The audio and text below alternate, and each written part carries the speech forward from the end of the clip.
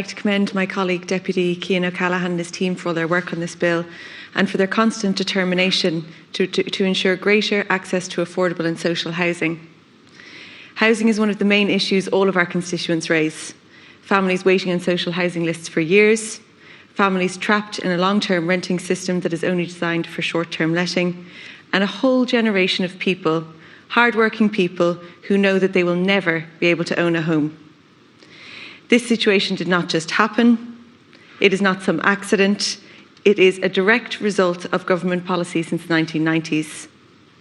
The bloc purchased 135 family homes in Kildare brought some of these issues to the fore this week. Issues Cian has been raising since being elected to this House. This news was greeted with shock and objections from government parties. I heard on the radio this morning that at last night's parliamentary party meetings, members of Fianna Fáil and Fine Gael were blaming the current housing crisis on each other's policies. Let me reassure deputies from both parties that you are both equally to blame. Tax breaks and easy lending in the noughties increased house prices. 2012's real estate investor tax breaks facilitated vulture and cuckoo funds, not ordinary people. And HAP is replacing the real solution, building social housing, with a stopgap rental model directing hundreds of millions of public money into investment funds.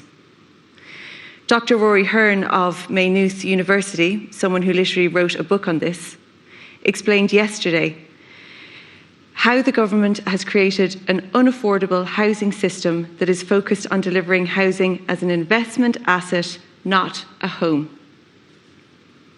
Our bill is a direct and specific response to this appalling situation. Social homes should not be an investment opportunity for vulture funds. It is crucial that we stop this completely unsustainable rise in rent and house prices. There has been a 62% increase in rent prices in Ireland over the past 10 years. Meanwhile, there's been a 15% increase in the rest of Europe. I have so many friends and family members who would love to move home and simply can't. When will this end? Instead of seeing any kind of end in sight, we're seeing an increase in social housing obligations being met through leasing. In other words, instead of buying properties, councils are entering into long leasing deals whereby the state is paying mortgage for investment funds while people are living in properties they will never be able to own.